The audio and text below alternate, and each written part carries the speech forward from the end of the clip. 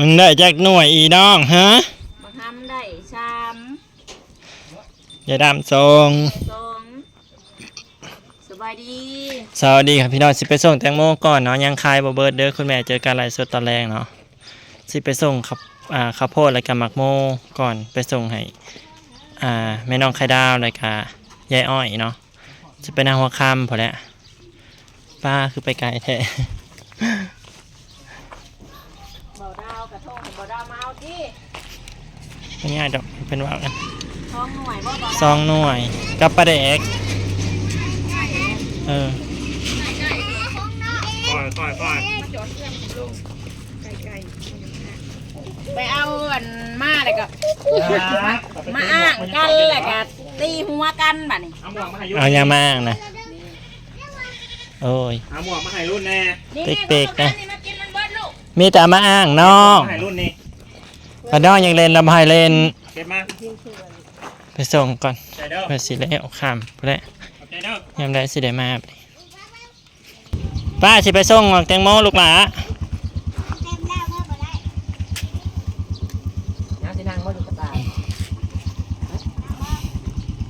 ขออนุญาตใส่กระตามาหนึ่ง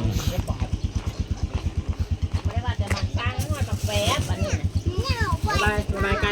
ลงชิ้นน้องลงชิ้นน้องลงสิเมื่อนำข้าวอะไรพี่น้องคุณเอาเมื่อนั่นแน่อย่าเมื่อคือกันนี่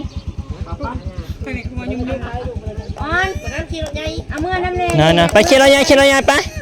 นี่แม่ไปเอารถมาแม่ป้าเข้าไปขี่คันนะเอารถก่อนเดี๋ยวนี้นะไปทำในเมืองไปขี่คันแล้วเนาะไปจะล้างกันขึ้นนะจิ้นมาจ้ะจิ้นจ้ะเนี่ยท่านได้ขึ้นกระดิ่งไปแหละเกินอยู่อัดสี่เกือบสิเฮียไปส่งกันทางกระไร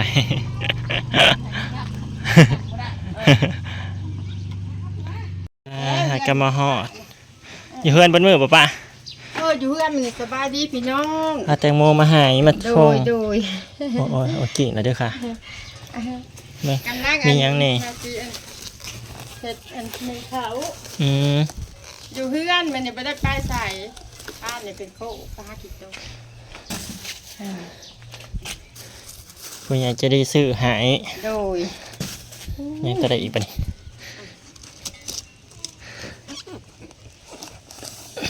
มาพอดีอ่ะมาพอดี50ไปนะหัวข้ามไปส่งนะหัวข้ามเลยไปนะหัวข้าม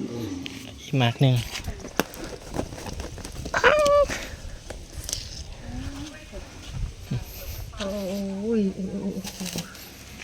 ห้ามในใช่เราบังอาจเลยใช่เลยโอเคขอบคุณผู้ใหญ่ใจดีหลายๆเด้อซื้อหมักข้าวโพดรายการขอบใจหลายๆเด้อพี่น้องที่บ่ลงบ่ลืมแม่น้องไข่ดาวเนาะที่เมตตาสงสารโดยแล้วก็สุดสวยตลอดกะขอให้ห่างให้มีขอให้ร่ำให้รวยเด้อพี่น้องสาธุกะหายโรคหายไข้หายพยาธิลูกค้าสิ่งทุกอย่างขอให้มีแต่ความสนุกสุขเจริญในครอบในครัวของพ่อแม่พี่น้องเด้อทั้งนั้นทั้งนี้เบิดทุกคนนั่นแหละค่ะอยู่ดีมีแห้งร่ำรวยทำมาส่งหายเมื่อก่อนเห็นอยู่หอยนี่นะเห็นมากาดาละเวนไฟอ้าวว่ะหอยไว้ได้นี่แหละดาแบบยังตำหัวกันมันต่ำเลยจันก็อ้ายว่าอีแม่อันซุ่มเอื้อยเพิ่นเอาอันนั้นมาหายว่าซั่นเอาไอ้กระโพดเอาข้าวโพดมามื้อนั้นอยู่ว่าตอนแรงผัดข่อยไปเก็บที่โต๊ะข่อยบัดทานโดยทามาไผกับเป็นทามาไผกับบ่เห็นหอยไว้นี่แหละอาดามาหอยไว้โลดเห็นอยู่ดอกข้างหน้าบ่เห็นค่ะโอเคสิไปชงต่อก่อนขอบคุณหลายๆค่ะไปต่อค่ะค่ำแล้วเผื่อสิฮอดนะหัวค่ำแม่นะหัวค่ำตะเวนคอยค่ำยำแดงเลยเด้อพี่น้องเด้อตะเวนใครเลยบะโอเคเฮ้ยไปใส่เฮ้ยไปใส่โอ้ยยางมาเถอะตายละไปใส่ ใจแมนเลิศ ไปยังสิไปต่ออยู่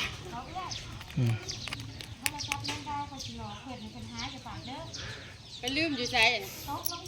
อาอุ้ยเพิ่นลืม เห็นเพื่อนอยู่พุ่นกลายไปนี่บะโอเค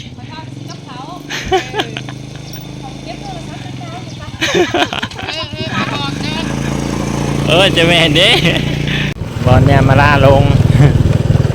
บอลเนี่ยมาล่าโหลดต่ำแล้วเธอออกไปต่ำโหลดบอลบ้านแม่มาล่าแหละเนาะ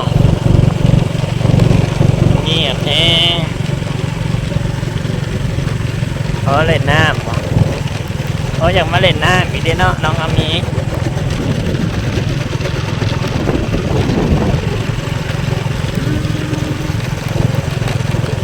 เป็นงามเด้อปีนี้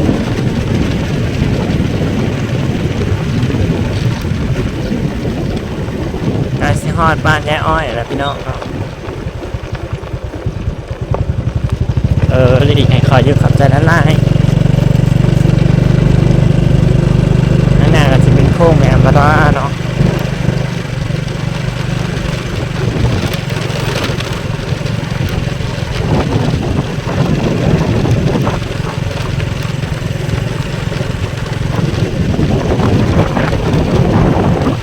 เป็นโค้งแม่มาด้าพี่น้องเนาะ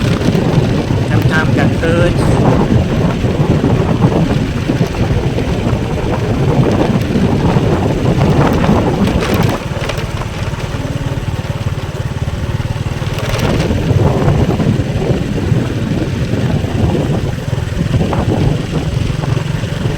ลงเตาดีเนาะ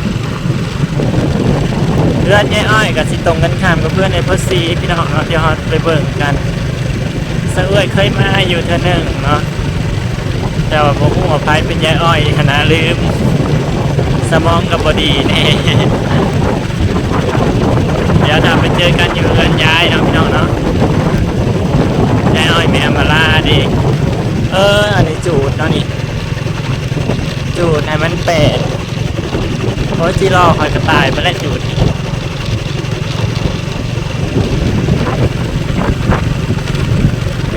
แม่ก็จะเป็นเพื่อนยายอินทวาเนาะยายอินตัวโอ้ยโคตรทางที่รถทางล่างดีกว่าเพื่อนไปก่อนผมว่านี่เพื่อนยายอินตัว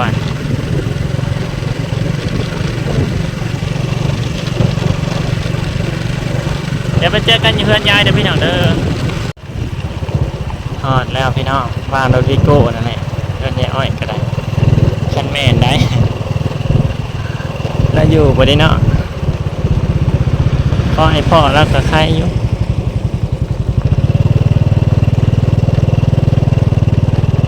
อ้าวคือบ่มีไฟอยู่คือเงือกหัวขันไดไว้ยายอยู่จอดที่นอกนี่นะครับ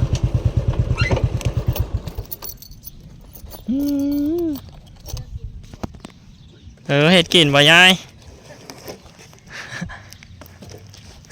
หาใหญ่อ่อยใช้ใหญ่อ่อยใช้แต่ละอยู่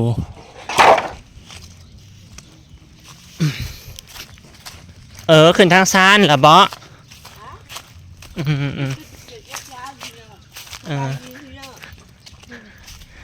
ยายอ้อยไผ่ยายอ้อยฮะเราบ่ฮู้จะฮู้ว่า โดยยายอ้อยแม่มาล่าว่าซั่นโดยเอามาลาไปใช้อันเพิ่นอยู่เฮือนบัดที่เฮาบ่ฮู้เฮากลับมาแต่หาบ่เดี๋ยวยับขึ้นนะครับขึ้นนี่เป็นได้แน่แหละไปอันนั้นน่ะใครแน่ล่ะบ่คือเก่าหั่นแล้วคือเก่าบ่โอ้ยเกือบตกป่องมีผู้ใหญ่ใจดีซื้อแตงโมให้ก็ได้แตงโมมาส่งให้โดย2 หน่วยโอ้ยเนาะเสียวน้ำพื้นเด้เพิ่นไปขึ้นทางซานรวยเด้อ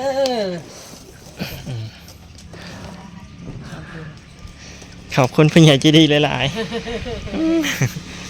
เอามาส่งให้เลยเด้อค่ะเอาไปกินกับข้าวแตงโมหวานดีมีแห้ง ปากแล้วกลับมาเป็น อืมโดย ชื่อว่าตุ้นไว้กิ อืม น อืม ราคากันดิ ใครแน่ละตีบ่ ใครได้มาได้ปวด อืม เท่ากันดี โดย แล้วก็ไข้แดงมาได้ปวดหัวกระเช้าอีกแล้ว โดย หัวกันดี ตอนนั้นน่ะปวดแฮง กินกับกินได้กินดีที่นั้นหนึ่ง ใครอะไรกินได้นะ ร้านตัวน่ะไปทางใดกันก็บากเงินก็ชื่อว่าตอน อืม ไปนับไปได้ชื่อว่ากิน โดยเนี่ยพี่น้องเอ้ยมาส่งให้เลยค่ะให้เงินเยอะอ่อยให้เงินเยอะอ่อยเยอะอ่อยใส่คุณ ถามมาบ่ ฮะ ไปถาม บอเฮาเคยมาเธอหนึ่งตอนนั้นเดตอนเรามาไล่สดนั่นแต่ว่าเฮาบ่ได้มานำมาจอดได้นี่แหละ อืม แต่ว่าตอนนั้นบ่เห็นเจ้าจะไปใส่ว่าไปหาเขียดบ่ หาไปหา ช่วงนั้นน่ะเจ้า ว่า มาแต่ไสจ้ะ มาแต่บ้านน้ำมง เออ มาแต่น้ำมูกมาทานสีเขียว ก็จักกันมาเนาะถามมา อันเคยมาเทื่อหนึงมานำลาวแต่เฮาบ่ได้มาไล่สดนำลาวเรามาไล่สดตอนนั้นเด้กับแม่อำมาลามา2คนเพิ่นมาแต่เฮาบ่ได้มามื้อนั้นน่ะบ่เห็นยามกลางเว้น จะพาไปหาเขียด อืม อันนี้ก็ว่าเราว่าสิเอาปืนชื่อว่ากูว่าบ่ส่ง อืม ถ้าได้บ่เท่าก็คาราว่าก็ยาว่ะอยากไปว่ะ อืม ถ้าได้บ่แรกเลยอยู่แล้วบ่เท่าก็ไป อันนี้แล้วว่าเราอยู่ดอกสงสารมาแต่ฮับเขียน5ครบแล้วแหละว่าซั่นก็เลยมาส่งให้ยามแรงโอเคเฮาสิมื้อก่อนนั้นค่ำทางมื้อเฮาขอบใจหลายๆอยู่ดีมีให้เศร้าไวๆเนาะหายไวๆเด้อ ด้วยเด้อ สาธุสาธุสาธุ จองมา เพิ่นอยากจะดีซื้อให้ อยากจะดีชื่อว่าให้เกินคนบ่มีหยังเนาะ โดยดีเลยเก็บ สวงเศร้าไว้ยายเอ้ย ไป สาธุมาส่งให้เด้อค่ะเดินทางกลับก่อนอันนี้จะเป็นเฮือนพอสีเนาะยายอ้อยแม่อำมาลาเพิ่นกันยายอ้อยแม่อำมาลาน่ะเขาฮู้ขอบใจหลายๆอยู่ดีไม่แห้งเด้อเนาะเพิ่นอยากจะดีมาส่งให้เด้ออันนี้ก็เป็นเฮือนเพิ่นเนาะโอเคเดี๋ยวเก็บบรรยากาศวัสนิเสวยกับซิเมื่อแหละค่ะมือตื่นตาแล้วเนาะข้ามทางเมื่อขอบคุณทุกกำลังใจด้วยนะคะ